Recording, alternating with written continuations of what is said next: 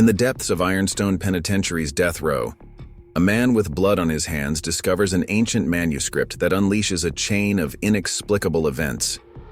What happens next shakes the very foundation of the prison system and challenges everything we know about divine justice. This is the extraordinary story of how a condemned man's final prayer triggered a supernatural intervention that left hardened prison guards questioning their reality and changed the course of justice forever. If you're ready to witness a story that will challenge your beliefs about redemption and divine intervention, hit that subscribe button and join us on this incredible journey. Now, let's dive into one of the most astonishing tales of supernatural justice ever documented.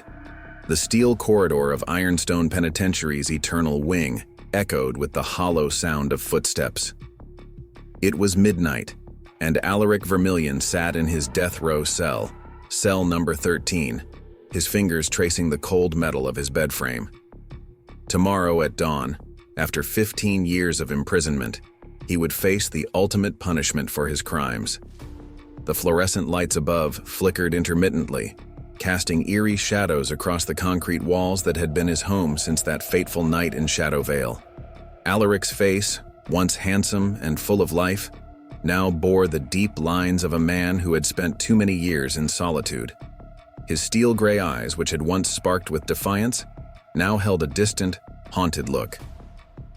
Officer Syrian Vale, making his nightly rounds, paused at Alaric's cell. The guard's face, usually stern and unforgiving, showed an unusual flicker of emotion. "Vermillion," he said, his voice barely above a whisper. "Father Lysander Karras wants to see you. Says it's important." Alaric didn't move. He hadn't spoken to a religious figure since the day of his sentencing when he had spat in the face of the court chaplain. Why would he start now, mere hours before his execution? But something in Officer Vale's voice made him look up. The guard's usually confident demeanor seemed shaken, almost afraid. "There's something else," Vale continued, his voice trembling slightly. "We found something in the old prison library, something that, well, it has your name on it. But that's impossible because the manuscript is over 100 years old." Alaric's attention snapped into focus. In 15 years, he had never seen Officer Vale rattled like this. The guard's hands shook as he unlocked the cell door, the keys jingling with an otherworldly resonance that seemed to hang in the air longer than natural. The walk to Warden Isolde Thalia Frost's office was surreal. The usual cacophony of prison sounds had been replaced by an unnatural silence. Even the most hardened inmates seemed to sense something different in the air that night. As they passed the prison's medical wing, Dr. Atlas Novak emerged from his office, his face ashen. "It's happening again," he muttered, more to himself than to anyone else. "Just like the records from 1923. Inside the warden's office, the atmosphere was thick with tension. Warden Frost stood behind her desk, her usual ice-cold composure notably absent. Beside her, Father Lysander Karras held a weathered leather-bound book, its pages yellow with age. The prison counselor, Dr. Leona Silas, sat in the corner, furiously taking notes, her professional detachment crumbling with each passing moment. "Mr. Vermillion," Warden Frost began, her voice uncharacteristically uncertain, "what we're about to show you defies explanation. This manuscript was discovered during routine renovations of the old prison library. It contains predictions, accounts of events that haven't happened yet, including..." She paused, swallowing hard. "A detailed description of your execution tomorrow, and what's supposed to happen during it." Father Karras stepped forward, his ancient eyes holding a wisdom that seemed to transcend time itself. He opened the manuscript to a marked page, and Alaric's blood ran cold. There, in faded ink, was a detailed drawing of his face. Not as he looked now, but as he had looked 15 years ago, the day of his crime. Below it, in elegant script, were words that made his world tilt on its axis. "When the 13th hour strikes on the 13th day, in cell 13 of the eternal wing, the man marked by sacrifice will kneel. His prayer, born not of fear but of true repentance, will pierce the veil between justice and mercy, and those who witness it shall never be the same. As Alaric read these words, the lights in the warden's office began to flicker, and somewhere in the distance, the prison's ancient clock tower, silent for decades, began to toll. It was midnight, the 13th hour, and Alaric Vermillion's last night on Earth had just begun. In cell block C, Dante Osiris Quinn, a fellow death row inmate known for his prophetic ramblings, began to chant in an unknown language. The mysterious elderly inmate, Lazarus Thorne, who had been in Ironstone longer than any living guard could remember, pressed his weathered face against his cell bars and whispered, "It's time." The cycle begins again. And in that moment, as the manuscript's pages began to turn on their own in the still air of the warden's office, Alaric Vermillion realized that his execution might not be the end of his story, but rather the beginning of something far more extraordinary. His sister Octavia's last words to him at his sentencing 15 years ago suddenly rang in his ears. "When you finally face the truth, Alaric, the truth will face you back." The ancient manuscript lay open on Warden Frost's desk, its pages emitting a faint glow that seemed to pulse with the rhythm of Alaric's heartbeat. Father Lysander Karras moved closer, his weathered fingers hovering over the mysterious text as if afraid to touch it. The air in the office had grown thick, almost suffocating, charged with an energy that made the hair on everyone's neck stand on end. "There's more," Father Karras said, his voice barely above a whisper. "The manuscript speaks of a choice that must be made, a test of faith that will determine not just your fate, Alaric, but the fate of others who will come after you." His eyes, deep and knowing, fixed on Alaric's face. "It says that only through genuine repentance and a complete surrender to divine will can the cycle be broken." Alaric felt a bitter laugh rise in his throat. "Repentance? Divine will?" He spat the words out like poison. "Where was divine will when I was forced to?" He stopped abruptly, the memory of that tragic night 15 years ago threatening to overwhelm him. The night that had landed him on death row had been more complicated than anyone knew, but he had never spoken the full truth, never revealed the real reason behind his actions. Dr. Leona Silas leaned forward in her chair, her professional facade cracking as she witnessed something she had never seen in 15 years of counseling Alaric, genuine emotion breaking through his carefully constructed walls. "What happened that night, Alaric?" she asked softly. "What haven't you told us?"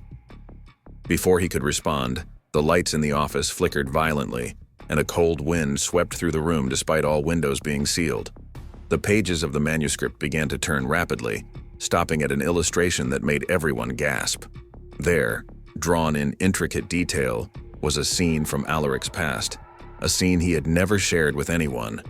The drawing showed a young woman who could only be Octavia, Alaric's sister, kneeling before a shadowy figure, her hands raised in supplication. Behind her, a younger Alaric stood with a gun, his face contorted in anguish. The caption beneath read, "The sacrifice of innocence to protect innocence. The burden of choice that leads to damnation." Warden Frost's usual composure shattered completely. "This is impossible," she whispered. "This scene, it's exactly as described in the sealed evidence files, files that haven't been opened since the trial." She turned to Alaric, her eyes wide. "But there's more here, details that weren't in any report." Officer Vale, who had been standing guard at the door, suddenly staggered forward. "The old records," he gasped.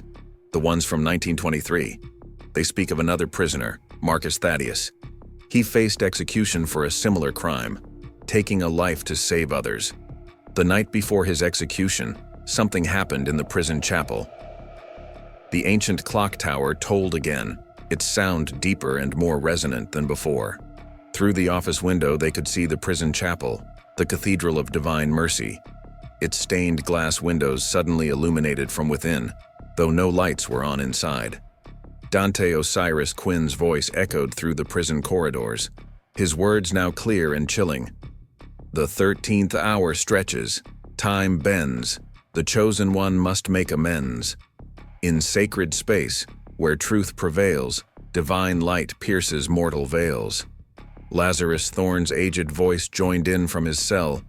"I've seen this before, 50 years ago when I first arrived here. Another man, another choice. He chose wrong, and the darkness remained. But you, Alaric Vermillion, you have a chance to break the cycle." Father Karras turned to the next page of the manuscript, revealing text that seemed to write itself as they watched. "The condemned must walk the path of thorns, must face the truth he has scorned. In the chapel of divine mercy, before the dawn breaks, a choice must be made, a soul at stake." Alaric felt something stir deep within him, a memory, a truth he had buried so deep he had almost convinced himself it wasn't real. The night of the murder, there had been more than just violence and death. There had been a choice, a sacrifice, and something else. Something he had seen, but refused to acknowledge. Preparing and narrating this story took us a lot of time, so if you are enjoying it, subscribe to our channel. It means a lot to us. Now back to the story. Dr. Atlas Novak burst into the office, his medical bag clutched tightly in his trembling hands. "The instruments in the medical wing are going haywire," he reported breathlessly. "And the prison's old records. They're changing. The ink is rearranging itself before our eyes." Warden Frost made a decision. "Take him to the chapel," she ordered, her voice firm despite her obvious fear. "Whatever's happening, whatever this manuscript is trying to tell us, it's clear that Alaric needs to be in that chapel tonight." As they led him from the office, Alaric caught a glimpse of his reflection in the window. For a moment, superimposed over his own image, he saw another face, that of Marcus Thaddeus from 1923, their features aligned in perfect symmetry, their eyes holding the same haunted look of men bearing a burden too heavy for one soul to carry. The walk to the Cathedral of Divine Mercy felt like a journey between worlds. Each step echoed with the weight of history, of choices made and unmade, of truths hidden and revealed. Alaric could feel the manuscript's power pulsing through the prison, awakening something that had lain dormant for decades. And as they approached the chapel doors, the wind whispered words that only he could hear. "The truth you buried will set you free, but first, it must break you completely." The Cathedral of Divine Mercy stood before them, its Gothic architecture more imposing in the midnight hour than Alaric had ever noticed in his 15 years at Ironstone. The stained glass windows pulsed with an inner light that seemed to dance and shift, casting kaleidoscope shadows across the prison yard. As Father Lysander reached for the ancient bronze handles of the chapel doors, the manuscript in his other hand began to tremble. "Wait," Alaric said suddenly, his voice hoarse. Something was stirring in his memory, a detail from that fatal night 15 years ago. There was a chapel that night too. Before everything happened. His hands began to shake uncontrollably. Octavia was praying when they came for her. Dr. Leona Silas quickly pulled out her notebook, years of therapy sessions suddenly taking on new meaning. "You've never mentioned a chapel before, Alaric. In 15 years, you've never spoken about where it happened." The doors of the cathedral swung open on their own, a warm breeze carrying the scent of incense and candle wax washing over them. Inside, hundreds of candles had mysteriously lit themselves, their flames burning blue instead of orange. The ancient wooden pews seemed to creak and shift, though no one touched them, and the air itself felt charged with anticipation. Officer Vale, his hand nervously resting on his weapon, took a step back. "Just like the records described," he muttered. "The night Marcus Thaddeus was here in 2023. The blue flames, the moving pews." His voice trailed off as he noticed something even more extraordinary. The large crucifix above the altar was casting two shadows on the wall behind it, one dark and one made of light. Dante Osiris Quinn's voice echoed through the building, though he remained locked in his cell floors away. "In sacred space where timelines blend, past and present must comprehend. The choice once made must be unmade. The price of grace must be repaid." As they stepped inside, Warden Frost gasped. The interior of the cathedral had transformed. Though the structure remained the same, the walls now seemed to stretch endlessly upward, the ceiling lost in shadows that swirled and moved like living things. The stained glass windows no longer showed their usual biblical scenes. Instead, they displayed moments from Alaric's life, including scenes he had never shared with anyone. "That's impossible," Dr. Atlas Novak whispered, pointing to one window. "That's the sealed medical report from the night of the murder. No one but the chief medical examiner ever saw those details."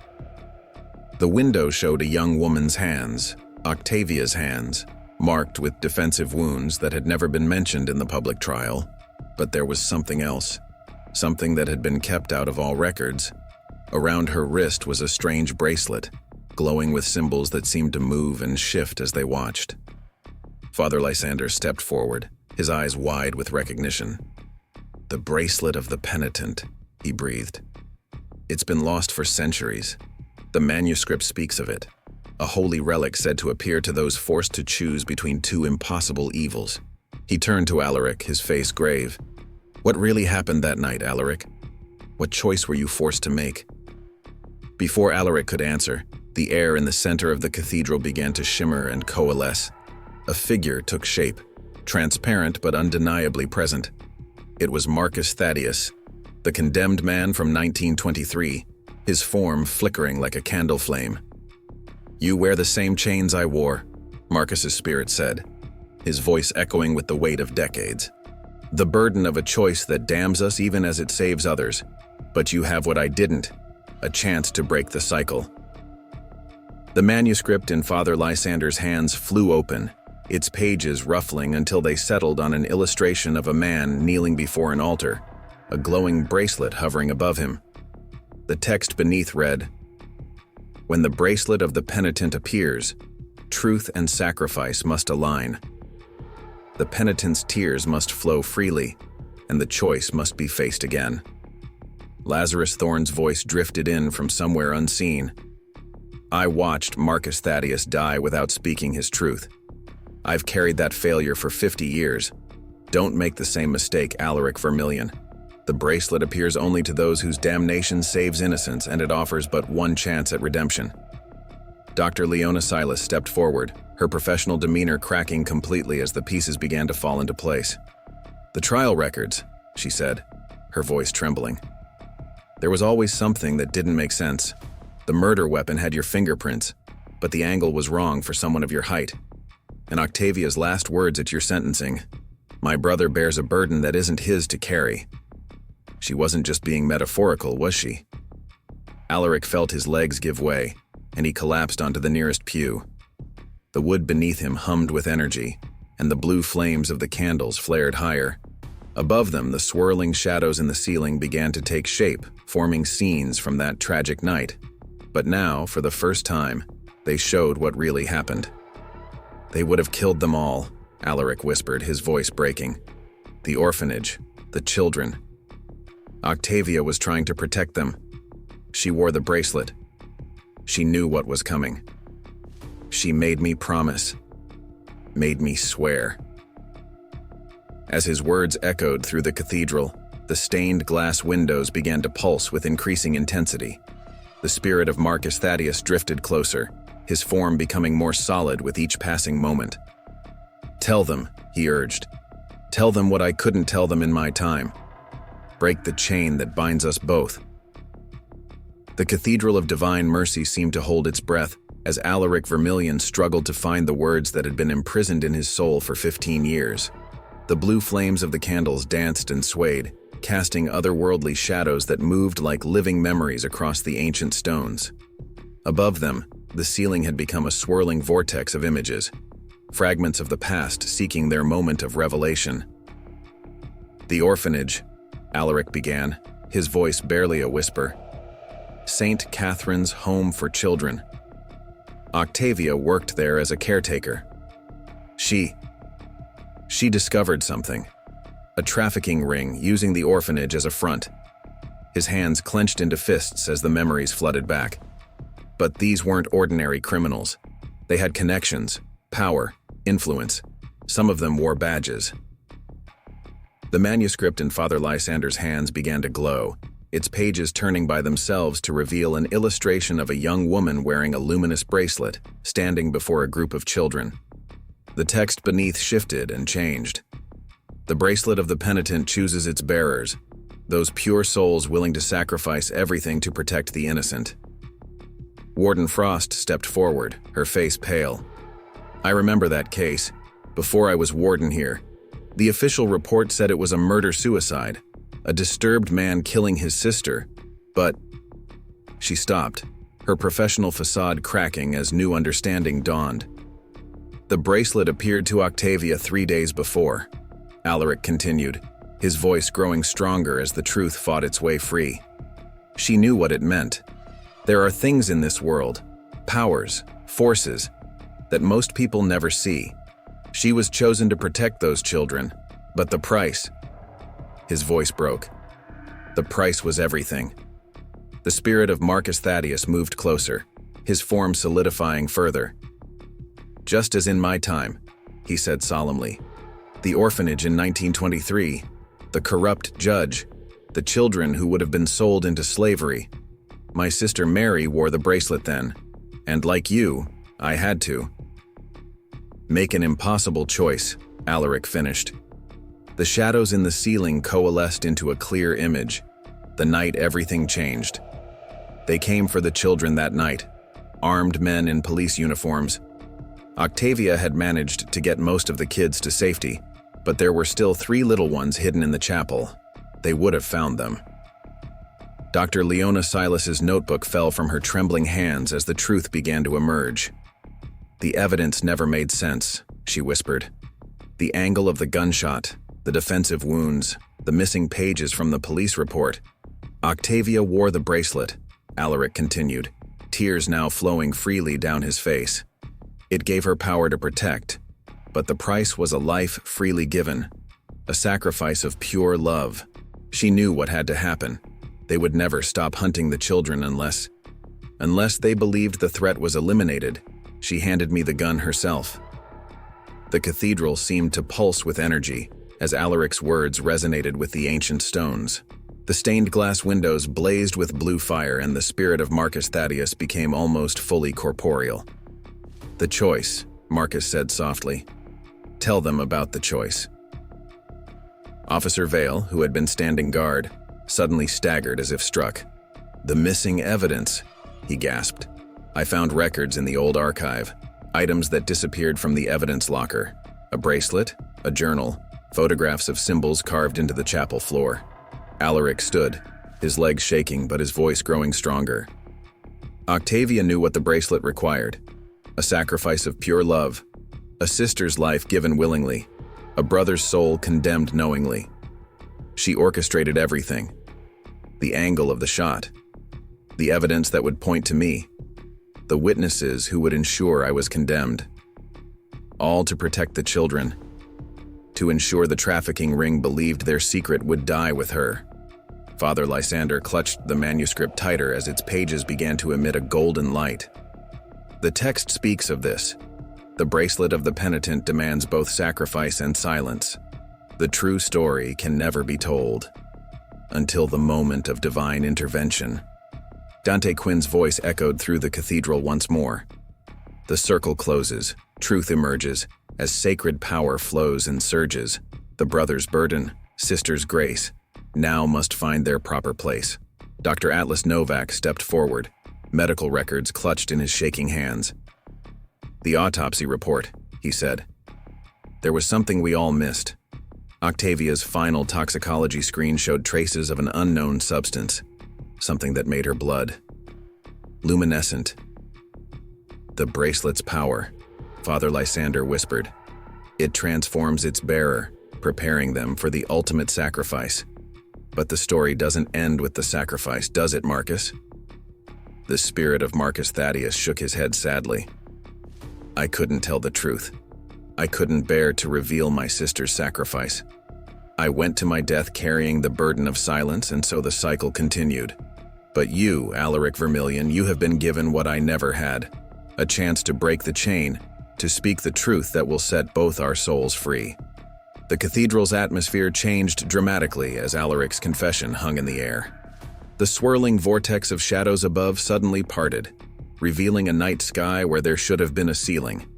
Stars wheeled and danced overhead, forming constellations that no human eye had ever mapped. The blue flames of the candles rose higher, their light taking on an almost liquid quality as it flowed through the air. "Look," Dr. Atlas Novak pointed toward the altar. The air above it had begun to shimmer and coalesce, taking on a familiar shape. The bracelet of the penitent manifesting itself once again after 15 years. Its metallic surface gleamed with symbols that shifted and changed, telling stories of sacrifices made throughout history. Father Lysander's hands trembled as he held the manuscript, its pages now emitting a light so bright it illuminated the entire cathedral. "The text speaks of this moment," he said, his voice filled with awe. "When truth aligns with sacrifice, when the burden is finally shared, divine intervention becomes possible." Warden Frost stepped forward, her usual authority replaced by a sense of wonder. "The execution chamber," she said suddenly. "The power's gone out in the entire wing, and the backup generators. They're not responding. It's as if time itself is being suspended." Lazarus Thorne's voice echoed through the cathedral. The elderly inmate's words carried the weight of decades of witness. Just as it was in 1923 when Marcus Thaddeus faced his moment of truth.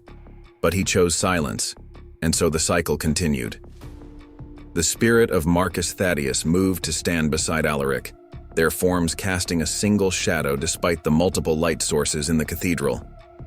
"I thought my silence protected my sister's sacrifice," Marcus said, his voice heavy with regret. "I thought by taking the truth to my grave, I honored her choice. But I was wrong. The bracelet's power isn't just about the sacrifice. It's about the testimony that follows." As if in response to his words, the bracelet began to spin in the air, casting prismatic patterns of light across the cathedral walls. Each beam of light revealed a different scene: children being safely evacuated from St. Catherine's home, Octavia secretly documenting evidence against the trafficking ring, the moment she first received the bracelet of the penitent. Dr. Leona Silas watched in amazement as her years of case notes began to glow on their own, the pages turning by themselves to reveal the truth she had sensed, but never fully understood.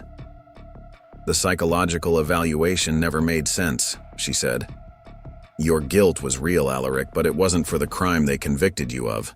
It was for allowing your sister's sacrifice to remain hidden." Officer Vale, his earlier fear now replaced by a sense of purpose, pulled out an old case file from his jacket.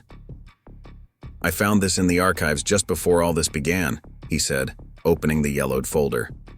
"It's a list of names, officials, police officers, judges who were mysteriously transferred or resigned after Octavia's death. The trafficking ring. It fell apart within months of your conviction." The manuscript in Father Lysander's hands suddenly flew open to its final pages, where new text was appearing as if written by an invisible hand. "The bracelet chooses its bearers with divine purpose. The sacrifice of the pure-hearted creates a shield for the innocent, but the testimony of the burdened soul completes the circle of justice." Dante Quinn's voice resonated through the cathedral once more, but this time it carried a different quality, as if multiple voices were speaking through him. "The stars align. The moment nears, as heaven's court now appears.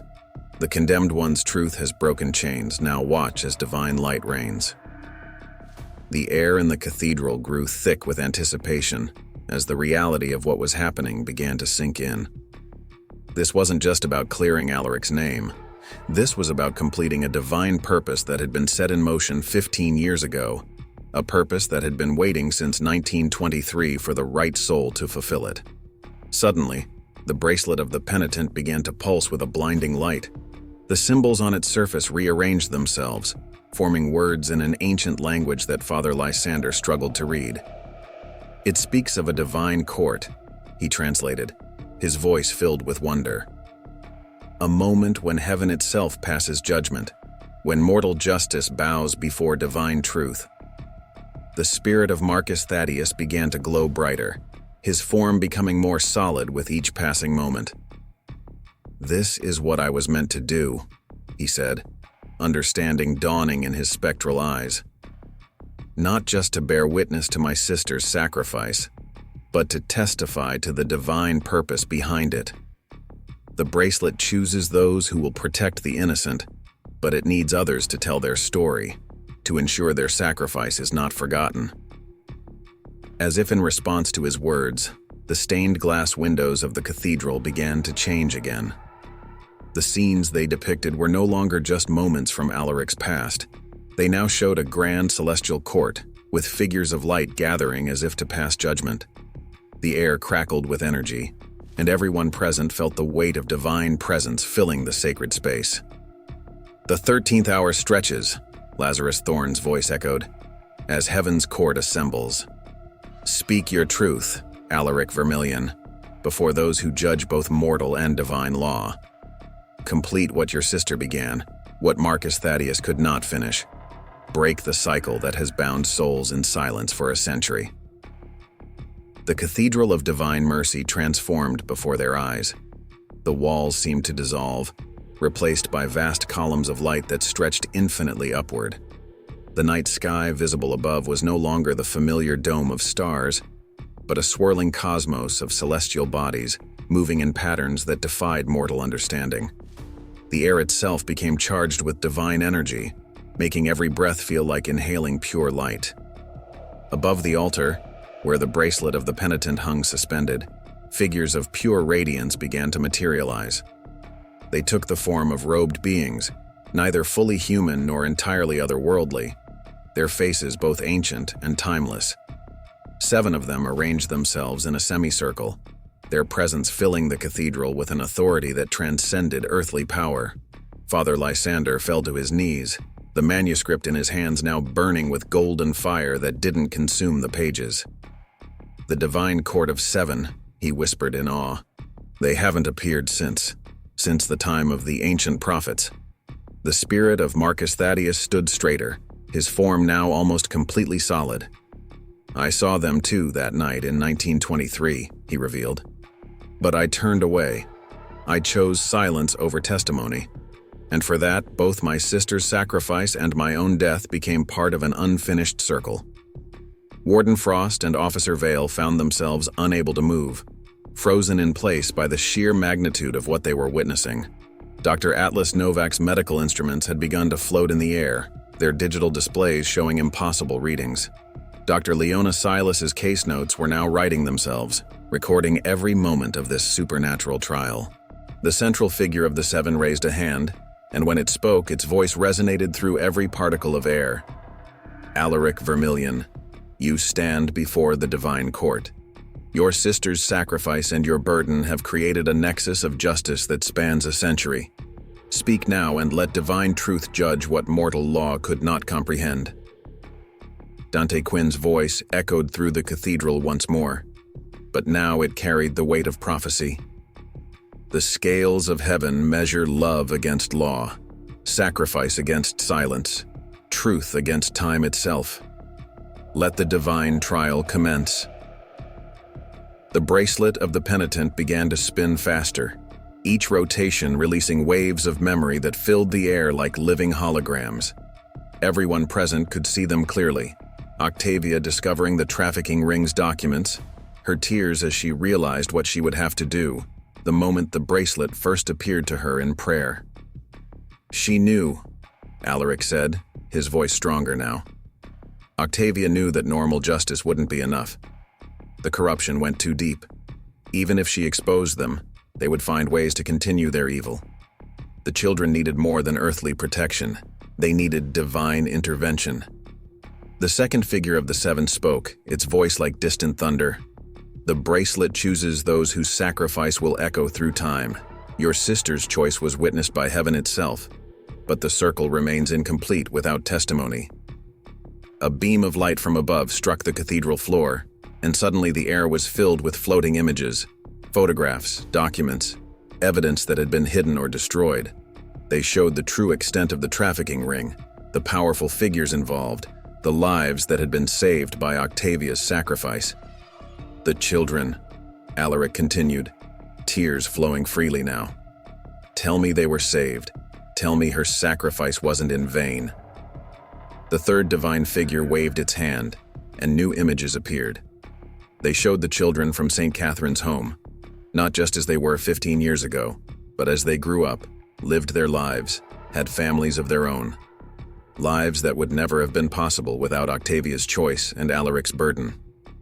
47 souls, the fourth figure declared. 47 innocent lives saved by your sister's willing sacrifice and your accepted burden. But the price of silence has kept this divine transaction incomplete. Until now. Lazarus Thorne's voice carried through the cathedral with new authority.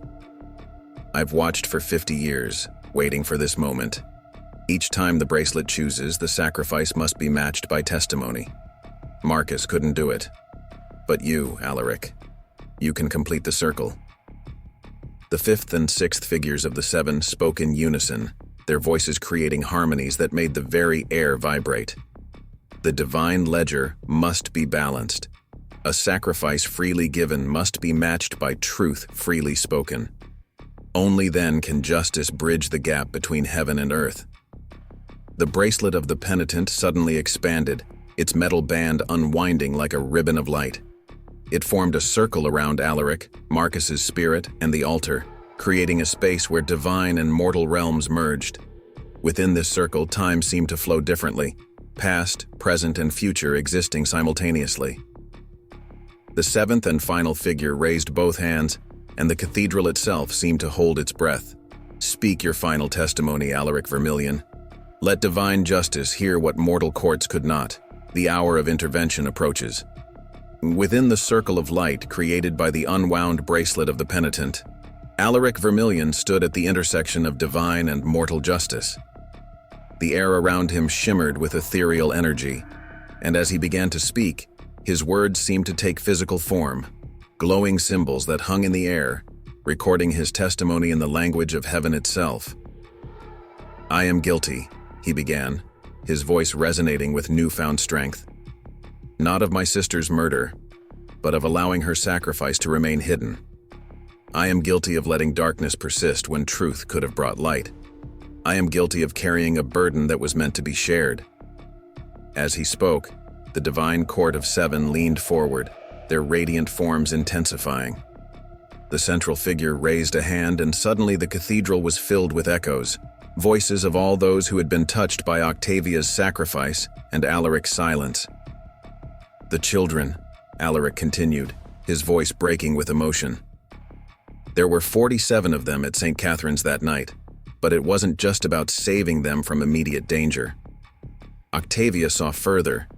She saw the pattern, the cycle of evil that would continue unless something divine intervened. The manuscript in Father Lysander's hands began to glow brighter, its pages turning rapidly before settling on an illustration that was drawing itself in real time. A complex diagram showing the interconnected web of lives affected by that single night's events. My sister discovered the truth about Judge Montgomery, Police Chief Reynolds, and Mayor Davidson, Alaric revealed, speaking names that had never been uttered in any court. They weren't just protecting a trafficking ring. They were using their positions to create a network that spanned the entire East Coast. Children would disappear from orphanages, their records erased, their existence denied.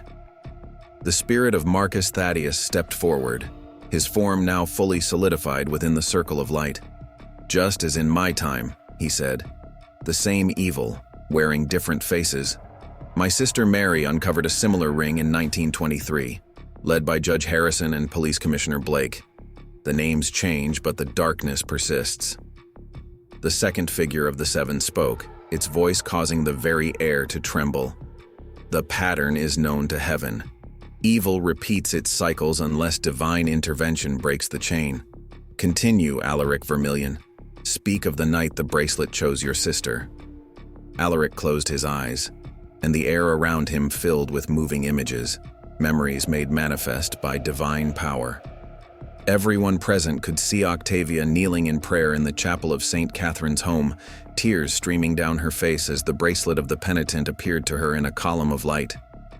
She knew what it meant, Alaric said softly. The bracelet appears only when mortal justice has failed, when evil has become so entrenched that only a divine transaction can break its power. She showed me the evidence she had gathered. Hundreds of documents, photographs, testimonies. But the corrupt officials would have buried it all, silenced any witnesses, continued their evil under new names, in new places. Dr. Leona Silas gasped as her case notes suddenly burst into flame, the fire consuming the paper but leaving behind text written in pure light. The psychological pattern.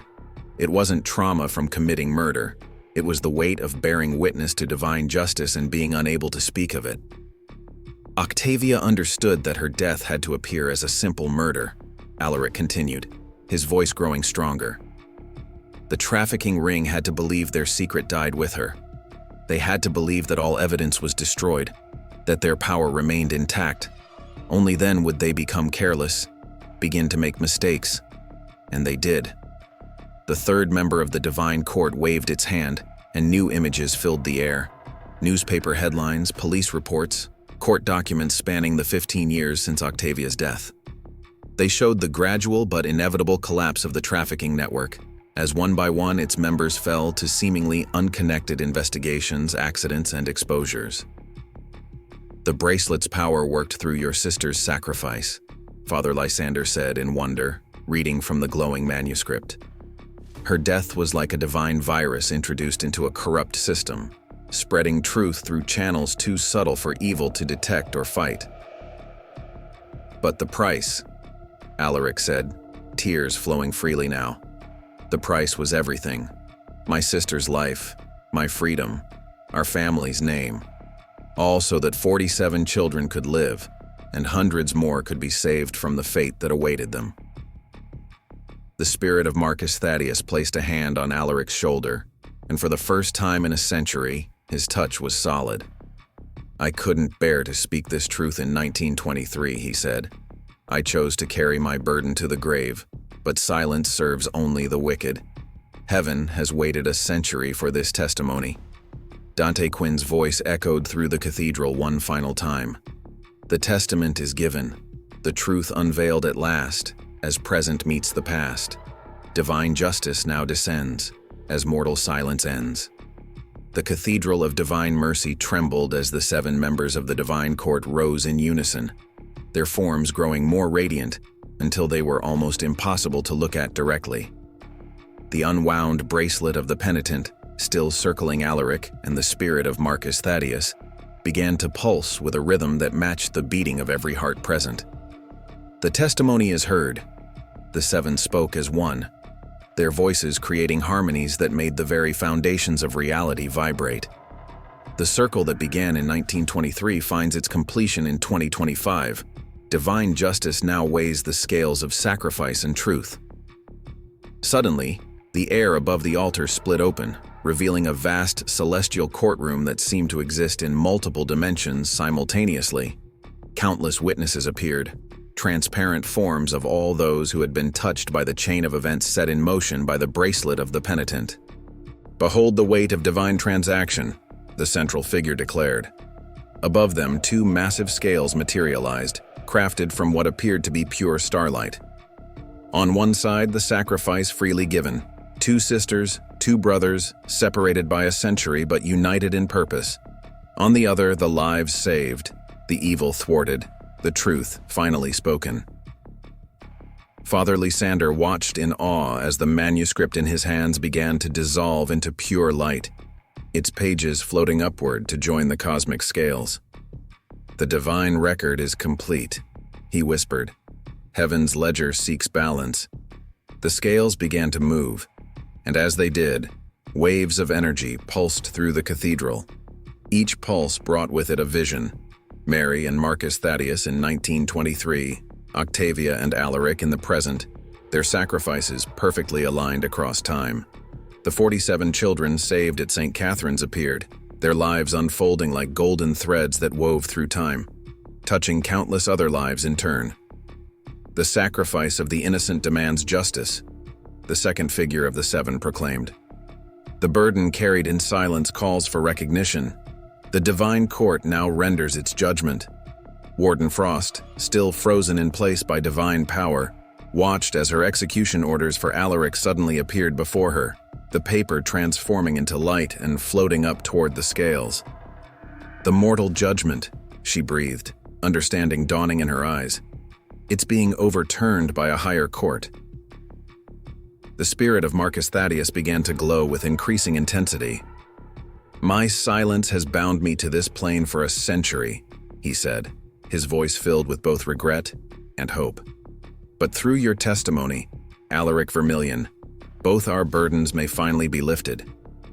Dr. Atlas Novak's medical instruments exploded in a shower of sparks as readings went off the scale. "The energy in this room," he gasped, "it's rewriting the very fabric of reality." The third and fourth figures of the seven raised their hands in unison, and the celestial scales began to tip. "The sacrifice was pure," they declared. "The silence was necessary for a time. The testimony is now complete. Let divine intervention manifest." The bracelet of the penitent suddenly shot upward, its form elongating and multiplying until it formed a complex pattern of interlocking circles above the altar. Within each circle, a scene played out. Every life saved, every evil thwarted, every moment of grace that had flowed from the original sacrifices. 47 children saved directly, the fifth figure intoned. Thousands more protected as the corrupt system crumbled. The divine transaction has yielded returns beyond mortal calculation. Dr. Leona Silas watched as her years of case notes transformed into pure light, joining the cosmic equation above. The psychological burden, she realized, it wasn't meant to be healed by mortal means. It required divine recognition. Lazarus Thorne's voice carried a new authority as he spoke from his cell. "I have witnessed both ends of this divine cycle. The burden of testimony that Marcus could not bear has found its voice through Alaric. The circle closes, and heaven's justice now descends." The sixth and seventh figures of the seven stepped forward, their light intensifying until it filled every corner of the cathedral. "Alaric Vermillion," they spoke in perfect unison, "you have completed what Marcus Thaddeus could not. Your testimony has balanced the divine scales. The judgment of heaven now supersedes the judgment of earth." The cosmic scales above began to move with increasing speed, golden light flowing between them like a celestial waterfall. The spirit of Marcus Thaddeus stepped into the light, his form beginning to transform. "The chain of silence is broken," he declared. "The testimony is given. The divine transaction is complete." Officer Vale watched in amazement as his prison keys turned to light in his hands. "The mortal bonds," he whispered.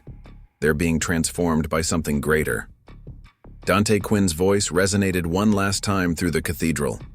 "The scales are balanced, justice divine, as heaven's court makes its design. The prisoner shall be set free. As above, so shall it be." The Cathedral of Divine Mercy became a nexus of supernatural power as the judgment of the divine court began to manifest physically. The golden light from the celestial scales poured down like a waterfall, enveloping Alaric Vermillion in its radiance. His prison uniform began to dissolve, transforming into robes of light that seemed woven from pure starlight. "The divine transaction requires a transformation," the seven declared in unison, their voices creating harmonies that made reality itself vibrate. "As the truth has been spoken, so must the vessel of testimony be transformed." The spirit of Marcus Thaddeus stepped into the light beside Alaric, his spectral form becoming increasingly solid. "This is what I should have done a century ago," he said, his voice filled with both regret and hope. "The bracelet demands not just sacrifice, but transformation through truth." Father Lysander watched in awe as ancient texts appeared in the air around them, writing themselves in letters of fire. "The prophecy speaks of this," he said, reading the burning words. "When divine justice manifests, it transforms not just the judgment, but the judged." The bracelet of the penitent, still forming its complex pattern of circles above them, began to spin faster, each rotation releasing waves of transformative energy. The first wave hit Alaric, and everyone present gasped as they saw his physical form become temporarily transparent, revealing a soul marked by both suffering and divine purpose. "Behold the price of bearing divine burden," the first figure of the seven proclaimed. "See how mortal flesh has been marked by heavenly purpose." Through Alaric's transparent form, they could see how the years of carrying his sister's sacrifice had left indelible marks on his soul, marks that now began to transform from wounds into symbols of divine authority. Dr. Atlas Novak's remaining medical equipment registered impossible readings before transforming into pure light. "His vital signs," the doctor exclaimed, "they're changing at a molecular level. It's as if every cell in his body is being rewritten by divine energy." The second wave of transformation swept through the cathedral, and the walls between physical and spiritual reality became increasingly thin. Those present could see beings of light moving among them, the souls of all those who had been saved by Octavia's sacrifice, their lives testifying to the power of divine intervention. 47 children, the second figure intoned, each life a thread in heaven's tapestry. See how their salvation has woven new patterns in the fabric of reality. Above them, golden threads of light showed how each saved child had gone on to touch countless other lives, creating a web of divine influence that stretched far beyond the original sacrifice. Dr. Leona Silas watched as her psychiatric evaluations transformed into scenes from Alaric's inner journey. The burden he carried, she realized, it wasn't just guilt or trauma. It was a divine chrysalis, preparing him for this moment of transformation. The third wave of transformation rippled outward from the altar, and the very air began to crystallize into facets of divine reality. Through these facets, they could see multiple timelines simultaneously, 1923 and 2025 overlapping, showing how divine justice had worked through both generations to create this moment of resolution. "The cycles of heaven move in perfect rhythm," the third and fourth figures of the seven declared. "What was broken in 1923 finds its healing in 2025. The silence of one generation becomes the testimony of another." Warden Frost watched as her keys to the death row cells turned to light in her hands. "The authority of mortal justice," she whispered. "It's being transformed by something far greater." The keys dissolved completely, reforming as a scroll of light that joined the cosmic scales above. The fifth wave of transformation struck Alaric directly in the chest, and he cried out, not in pain, but in revelation. His eyes began to glow with divine light as heaven's understanding flowed into him. He could see now the full scope of the divine plan that had been working through his family's tragedy, through his years of imprisonment, through every moment of silence and suffering. "I understand now," he said, his voice carrying new authority. The burden wasn't just about protecting the innocent. It was about preserving divine truth until the moment it could be spoken with maximum effect.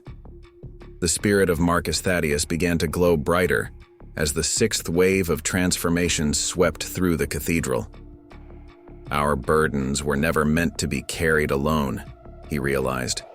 They were meant to be shared, transformed, and ultimately used to break the power of evil across generations.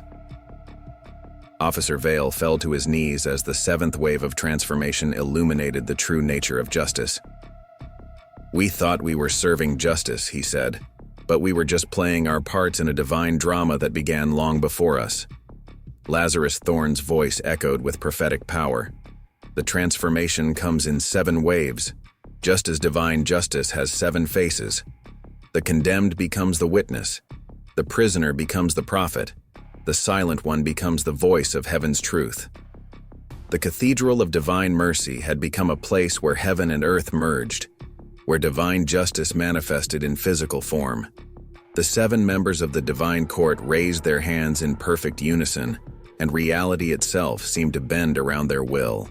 The bracelet of the penitent, still spinning in its complex pattern above the altar, began to emit a light so pure it seemed to cleanse everything it touched. "The transformation is complete," the 7 declared, their voices merging into a single harmony that made the very foundations of the prison tremble. "Now comes the moment of divine intervention." Above them, the celestial scales began to move with increasing speed, their movement creating a vortex of golden light that descended toward Alaric. As it touched him, his entire being seemed to illuminate from within, as if every cell in his body had become a tiny star. "Behold," the first figure commanded, "as divine justice rewrites what mortal law has bound." In that moment, every prison record containing Alaric's name began to glow. Files in the warden's office, court documents in distant buildings, digital records in government databases, all of them suddenly illuminated with divine light. The words began to rearrange themselves, revealing the true story that had been hidden for 15 years. Dr. Atlas Novak watched in amazement as his medical records rewrote themselves. "The physical evidence," he gasped. "It's being transformed by divine truth. The autopsy reports, ballistic tests, forensic evidence, everything was changing to reflect what really happened that night at St. Catherine's home." The second and third figures of the seven moved forward, their light intensifying. "The testimony has been given," they proclaimed. "Let all records reflect heaven's truth. Let all who bear witness understand the fullness of divine justice." Father Lysander knelt in awe as new text appeared in the air, writing itself in letters of fire. When divine intervention manifests, it leaves no corner of reality untouched. The truth must be known, but in a way that serves heaven's purpose. The spirit of Marcus Thaddeus stepped forward, his form now radiant with divine light. "This is what I should have allowed in 1923, he said. "Not just the revelation of truth, but its divine implementation. Watch now as heaven rewrites not just the records, but reality itself." The fourth and fifth figures raised their hands, and suddenly the air was filled with images, newspaper headlines rewriting themselves, television reports updating with new information, social media posts spreading the truth about what had really happened at St. Catherine's home. But it was happening in a controlled way, ensuring that the divine purpose behind Octavia's sacrifice remained protected. "The truth flows like water," the seven explained, finding every crack, filling every void, but never overwhelming the divine purpose it serves. Warden Frost watched as her execution order for Alaric transformed into a different document entirely, a divine mandate that would ensure the truth about the trafficking ring's destruction would be revealed in exactly the right way, at exactly the right time. "The pattern of revelation must serve heaven's purpose," the sixth figure declared. "The truth must free not only the innocent, but also bring justice to the guilty." Dr. Leona Silas's case notes had transformed into a testament of divine intervention, documenting how heaven had worked through human events to dismantle a network of evil that mortal law had failed to touch. The seventh wave of divine intervention swept through the cathedral, and with it came a vision that everyone present could see, the full scope of heaven's plan unfolding across decades. They saw how Octavia's sacrifice had set in motion a chain of events that had not only saved the children of St. Catherine's home, but had created a ripple effect that continued to dismantle similar operations across the country. "Divine justice works through both sacrifice and testimony," the seven proclaimed. "The bracelet of the penitent chooses its bearers, but divine intervention requires both the sacrifice and its witness." Dante Quinn's voice rang out one final time, but now it carried the weight of divine authority. "The intervention manifests. Heaven's plan revealed at last, as future joins with past. The truth now flows like sacred streams, fulfilling heaven's sacred dreams." Alaric stood in the center of it all, his transformed being radiating with divine purpose. The burden he had carried for 15 years had become a mantle of authority. The silence that had protected heaven's purpose had become a voice that would testify to divine justice. "I see it now," he said, his voice resonating with new power. The burden wasn't just about protecting the innocent, it was about preserving divine truth until it could be revealed in a way that would have maximum impact. Octavia knew. She saw it all when the bracelet chose her. The divine court of seven moved in perfect synchronization, their light merging into a single beam that struck the center of the cathedral. Let it be recorded in both heavenly and earthly records, they declared. Divine intervention has manifested. Justice has been served not according to mortal law, but according to heaven's perfect purpose. As the divine light began to settle like golden dust throughout the Cathedral of Divine Mercy, the implications of what had just occurred began to ripple outward. The 7 members of the divine court remained present, but their forms had softened, their radiance now gentle enough for mortal eyes to bear. The transformed Alaric Vermillion stood before them, no longer a condemned prisoner but a living testament to divine justice. The intervention is complete, the 7 announced, but its effects will continue to unfold according to heaven's perfect timing. Watch now as divine purpose manifests in the mortal realm. Outside the cathedral, the night sky above Ironstone Penitentiary had transformed. The stars had rearranged themselves into new constellations that told the story of sacrifice and divine justice. Inmates in their cells, guards at their posts, and people for miles around looked up in wonder at the celestial display. Within the prison's administrative offices, computers whirred to life on their own. Digital records began to update themselves, but not with a simple deletion of Alaric's conviction. Instead, a more complex truth emerged, one that revealed the divine purpose behind everything while protecting the lasting effects of Octavia's sacrifice. Dr. Atlas Novak's medical instruments, now restored but forever changed, recorded something extraordinary. His genetic structure, the doctor said in amazement, studying the readings.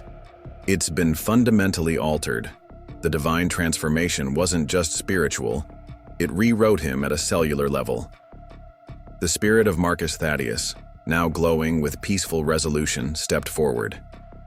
"My century of waiting ends with this holy moment," he said. "The burden I couldn't bear has found its perfect resolution through you, Alaric. Watch now as heaven's purpose unfolds." Suddenly, every telephone in the prison began to ring simultaneously. News organizations across the country received anonymous tips, carefully orchestrated by divine wisdom. The truth about the trafficking ring's destruction began to emerge, but in a way that protected the supernatural nature of its downfall. Divine intervention works through both the miraculous and the mundane, the first figure of the 7 explained. The truth spreads in ways that even skeptics can accept, while those with eyes to see will recognize heaven's hand at work. Warden Frost's office became a hub of supernatural activity, as official documents arrived through various channels: emails, faxes, courier deliveries. Each document contributed to a carefully constructed narrative that would stand up to any scrutiny while preserving the divine mystery at its core. "Look," Father Lysander said, watching as his manuscript transformed into a historical record. "The divine court ensures that truth serves its perfect purpose.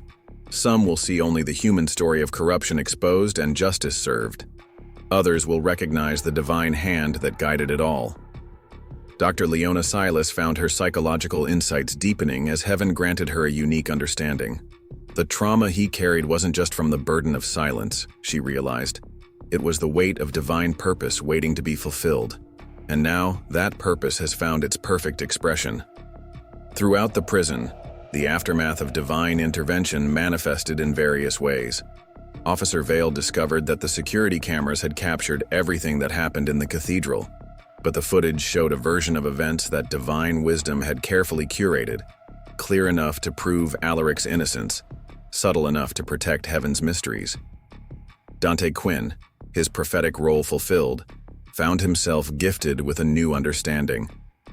"The divine court leaves no loose ends," he declared. "Every detail serves the greater purpose. Every witness sees what heaven intends them to see." Lazarus Thorne, who had watched and waited for 50 years, felt the weight of his vigil lifting. "Divine justice has no statute of limitations," he said, his voice carrying the weight of wisdom. "It waits for the perfect moment, the perfect witness, the perfect resolution." The bracelet of the penitent, its purpose fulfilled, began to fade from view.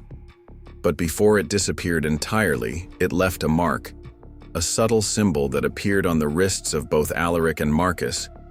Not a brand of shame, but a sign of divine purpose fulfilled. The mark of heaven's witnesses, the seven explained. A reminder that divine justice works through human vessels, through sacrifice and testimony, through silence and revelation, all in its perfect time. Outside the prison walls, the world was beginning to wake up to a new reality.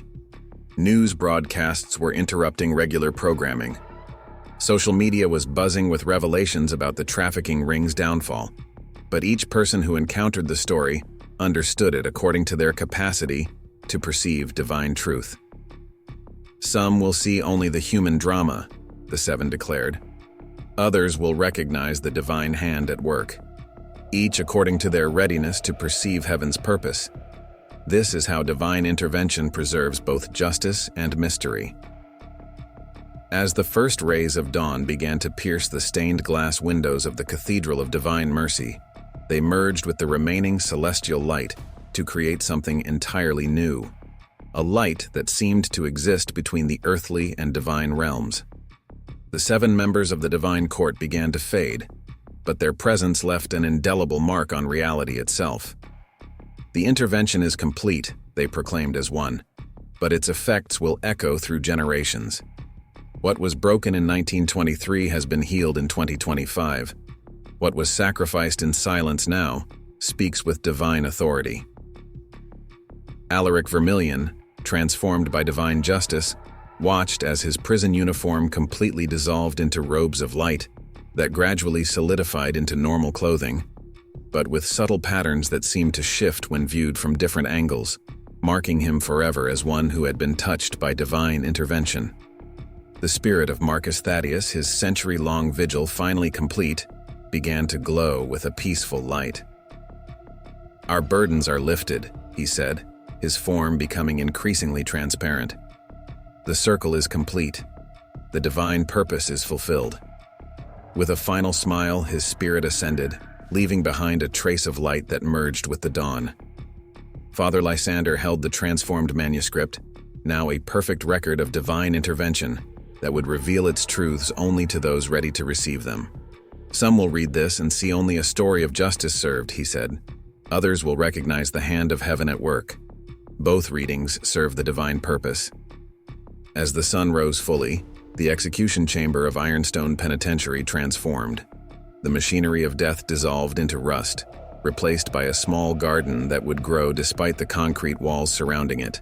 A permanent reminder that divine intervention had changed not just one life, but the very nature of the space itself. Warden Frost, holding her transformed documents, understood her new purpose. "The prison remains," she said, "but its purpose has evolved. This place will now stand as a testament to divine justice, a place where heaven's mercy can transform even the darkest circumstances." Dr. Atlas Novak and Dr. Leona Silas found their professional understanding forever altered. The medical and psychological records they held had become something more, testament to how divine intervention works through both the physical and spiritual realms. "The human mind and body can be vessels for divine purpose," Dr. Novak said, studying his transformed medical data. "Science and faith aren't opponents. They're different languages describing the same divine reality." Officer Vale discovered that his role had been transformed as well. The keys he carried now bore subtle markings visible only to those who had witnessed heaven's justice. "We're no longer just guards," he realized. "We're custodians of a place where divine intervention manifested." Dante Quinn, his prophetic role complete, found his voice transformed. The words he spoke now carried echoes of divine truth, helping others recognize heaven's hand in seemingly ordinary events. "Every story of redemption," he said, "carries echoes of this divine moment." Lazarus Thorne, his 50-year vigil finally over, felt years of aging fall away. Though he remained in his cell, his presence became a living testament to patient endurance and divine timing. "Heaven's justice," he declared, "is never confined by mortal time." The bracelet of the penitent, before fading completely from view, left one final mark, a subtle pattern in the cathedral's floor that would shift and change with the light, visible only to those who sought to understand divine purpose in their own lives. As the morning progressed, news spread throughout the world, but always in ways that served heaven's perfect purpose. Some saw only a story of corruption exposed and justice served. Others recognized the divine hand that had guided events. Each understanding served its proper role in the greater plan. Alaric, standing in the light of a new day, felt the weight of his new purpose.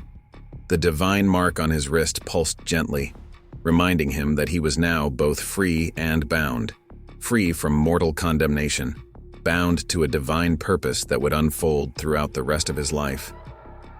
"The story doesn't end," the echoing voice of the seven whispered as they faded from view. Divine intervention creates ripples that touch countless lives. Watch now as heaven's purpose continues to unfold through every life touched by this moment. And so, as the sun rose fully over Ironstone Penitentiary, the world had been changed in ways both subtle and profound.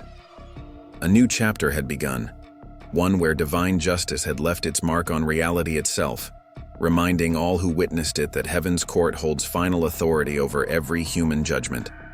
Those who were present that night in the Cathedral of Divine Mercy would never be the same. They had witnessed the perfect balance of divine justice and mercy, understanding that sometimes the greatest acts of heaven work through the willing sacrifice of human hearts. As Alaric walked out of Ironstone Penitentiary, he carried with him both the mark of divine intervention and the responsibility to bear witness to heaven's perfect justice.